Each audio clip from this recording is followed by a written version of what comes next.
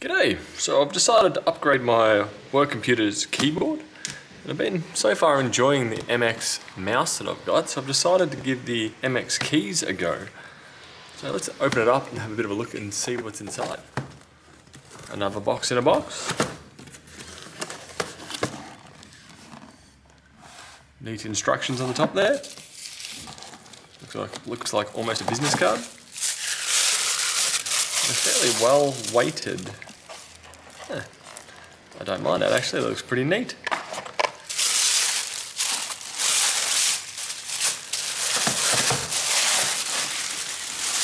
And a nice slab of a keyboard. It does have a decent amount of weight to it.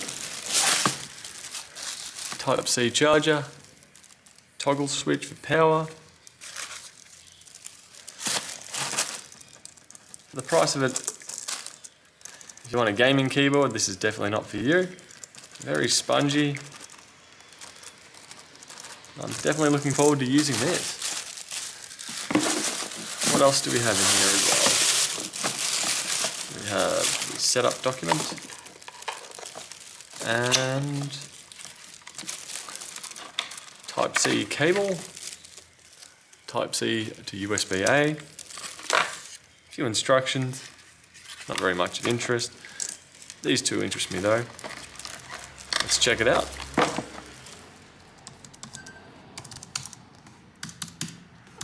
So I've used the MX Keys now for around about a week and a half, and I've been really enjoying them. With not too many things to critique about it. It's been on one single charge the whole time. So it does have a toggle switch on the back here and a Type-C charger port right here. So I reckon I've used, for the last week and a half, I've not needed to charge it. It does have a quick change button here, which is something that I haven't really used because I've been using it on a single machine with the included USB dongle. It does also support Bluetooth, but the biggest thing I've been enjoying the most is the slight dishing of the keys. So as you can see here, there's like a circle dish in all the keys, and I just find that helps center your finger whenever you're typing on it, and it makes finding the keys feel somewhat easier. So overall, if you're not a fan of mechanical keyboards and you want something that's extremely premium, like to me, I've used mechanical keyboards in the past, I've enjoyed them, but I've definitely been enjoying just the tactile feel of these ones and also the dishing of the keys. It does also have a bit of weight to the back of it. As you can see, this section along here, pretty sure there's some weights in that to weigh it down, so it does feel fairly big and bulky. The keyboard layout I found to be perfectly fine with no real typing errors happening on here. So being I'm mainly used to typing on gaming keyboards, or at least gaming keyboards on laptops, this definitely feels considerably nicer.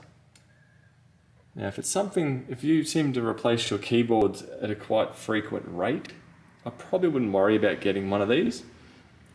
But if you want to purchase something that's going to last you quite a long time, so if you're planning on keeping the keyboard for 5 years plus, I would definitely recommend spending a little bit extra, or considerably extra, and getting one of these. Anyway, that will do for today, and I'll catch you guys later. Bye.